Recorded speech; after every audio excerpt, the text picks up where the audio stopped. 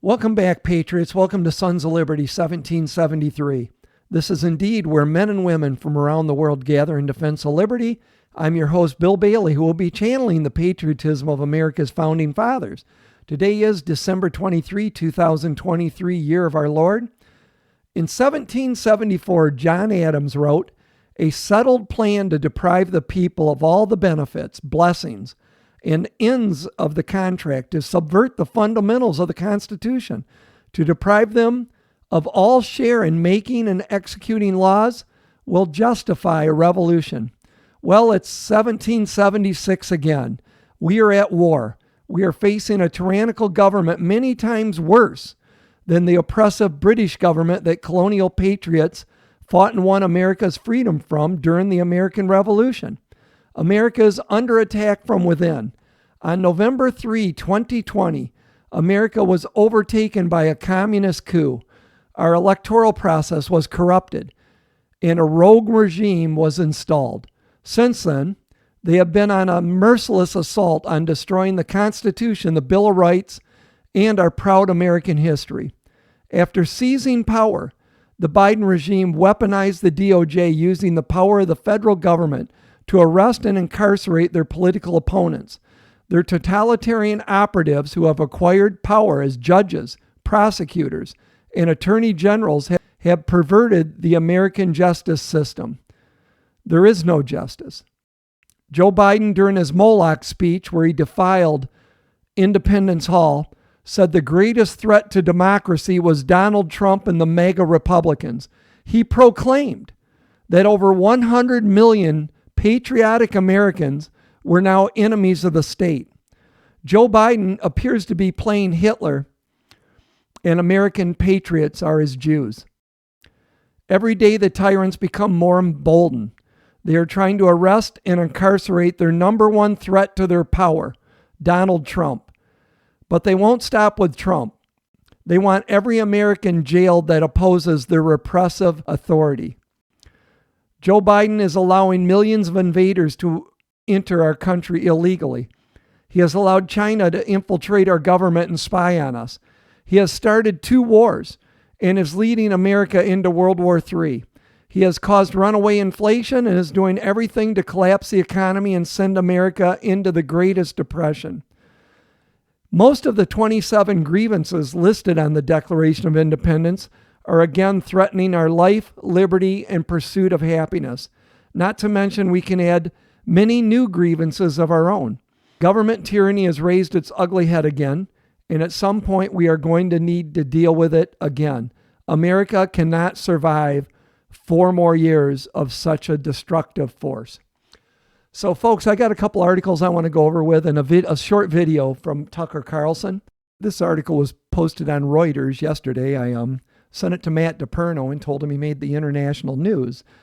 But this lays out our case for us, this article. Trump allies who pushed 2020 fraud claims face legal blowback.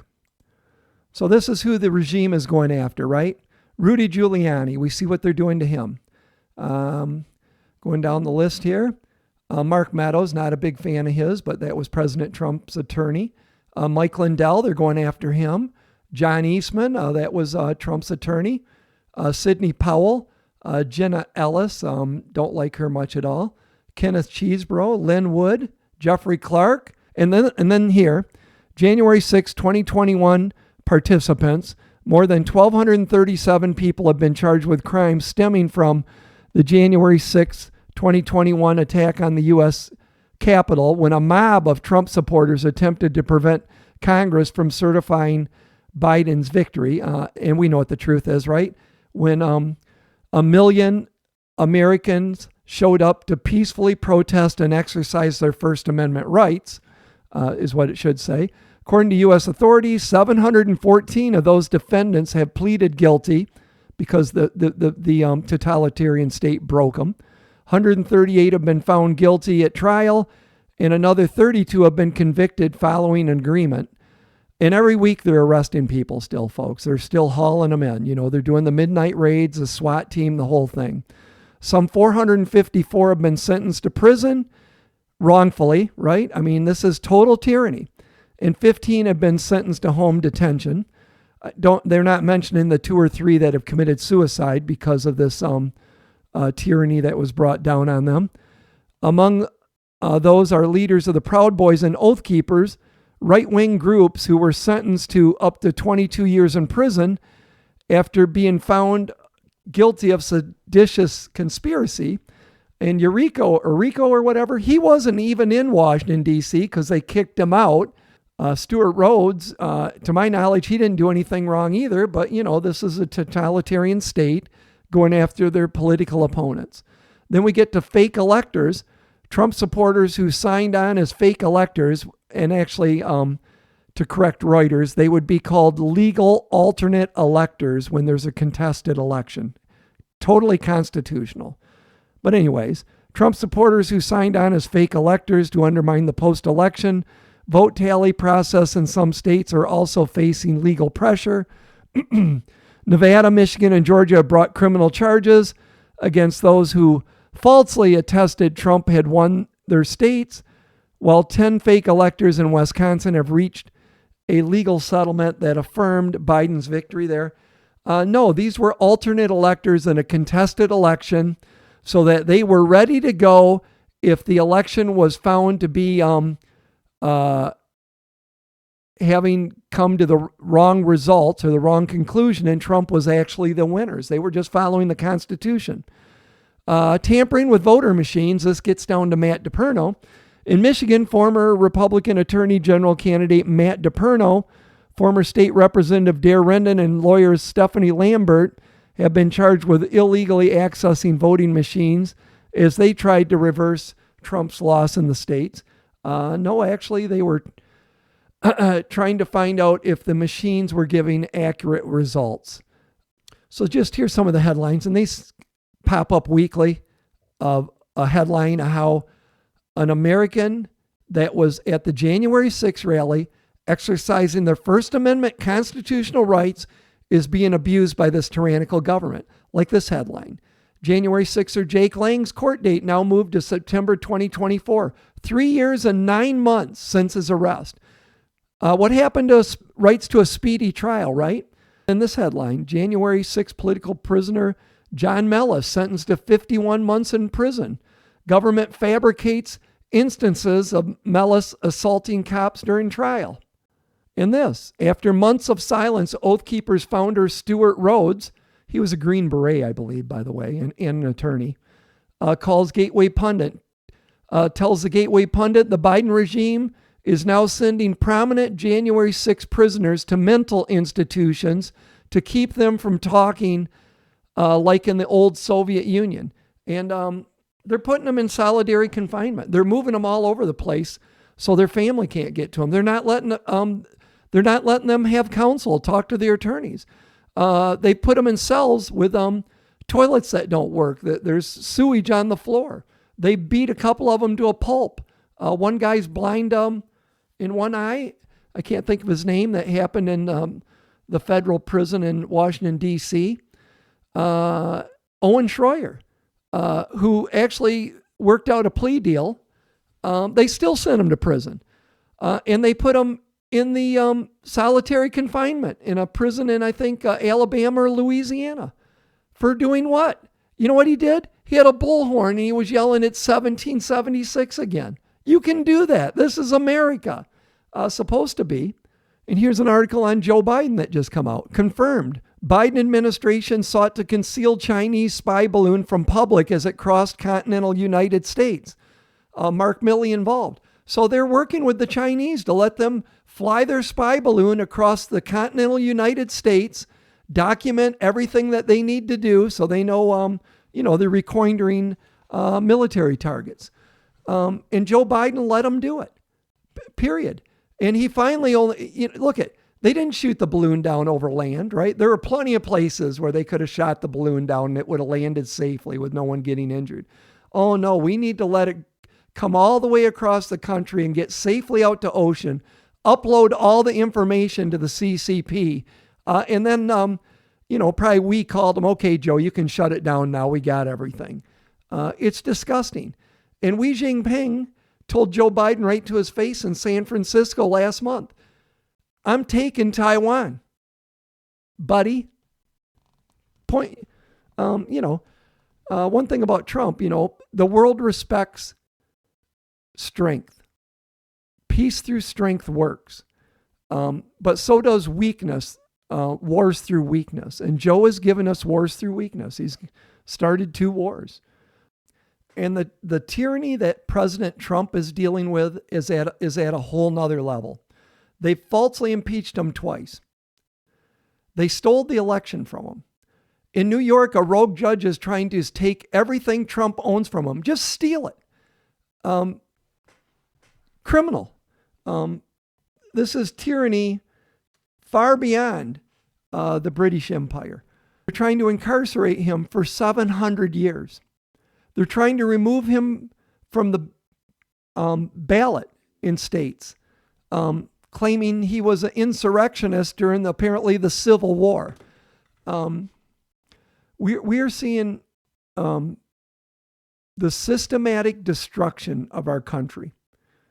The communists have perverted our once revered public schools and state campuses. They don't educate kids. The student scores, their tests, are the lowest they've been in possibly forever. They're indoctrinating them to hate America and love globalism, to reject God and embrace wokeness. And I have to sadly say, everything they've done to Trump has failed miserably. His poll numbers are skyrocketing. So this regime, these thugs, will try to JFK him. That's what they're going to do next. That's coming. Hope I'm wrong, but I've listened to a lot of people saying it. Dan Bongino, Tucker Carlson, and several others. Everybody knows where this leads, okay?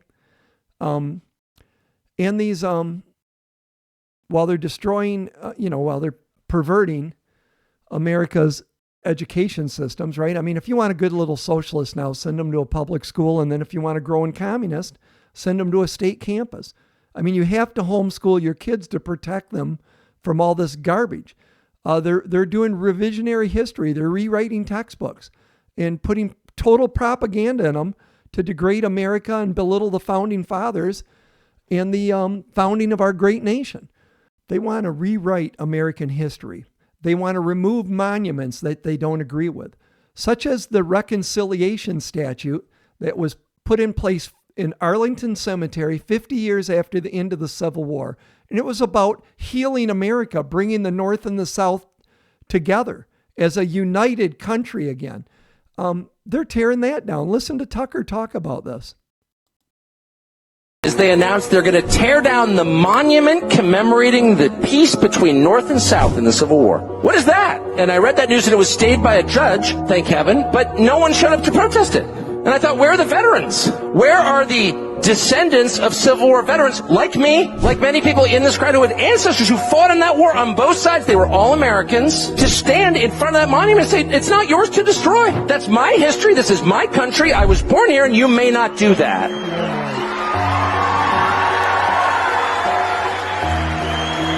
And their position will be, oh, we're going to throw you in jail. Okay, go ahead. Go ahead.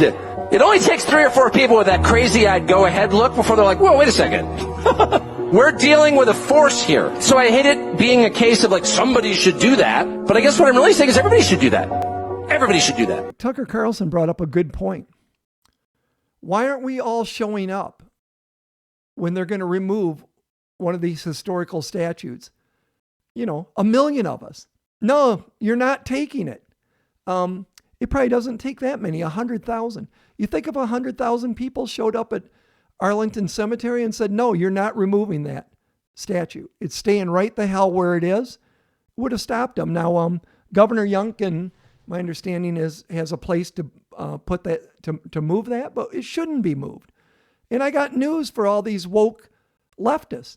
Arlington Cemetery was owned by the Lee family. General Lee, you know that family? That was his property. They actually stole it from him, and his nephew sued and got the land back, and they bought it. So everyone's graves are buried on Lee's property. Did they know that? This is insanity, and we have to stop it. But I'm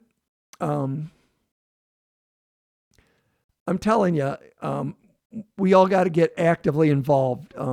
It's going to be a real fight next year to save this country. And if we don't win, folks, if we don't win next November, it's gone. Next November is our last slice at the apple to take our country back peacefully. And we would all rather do that, right? But, at the end of the day, I'm not going to live under tyranny. So, did you get out your antidepressants? It's another Bill Bailey video. So anyways, let me know what you think in the comments down below. If you haven't subscribed to this channel, please do give the videos a thumbs up. It helps with the algorithms. Again, comment down below. I love reading your comments. As always, keep praying and keep prepping. May God continue to bless this great land, and may the good Lord keep you and yours safe. Until next time, Sons of Liberty out. See you guys.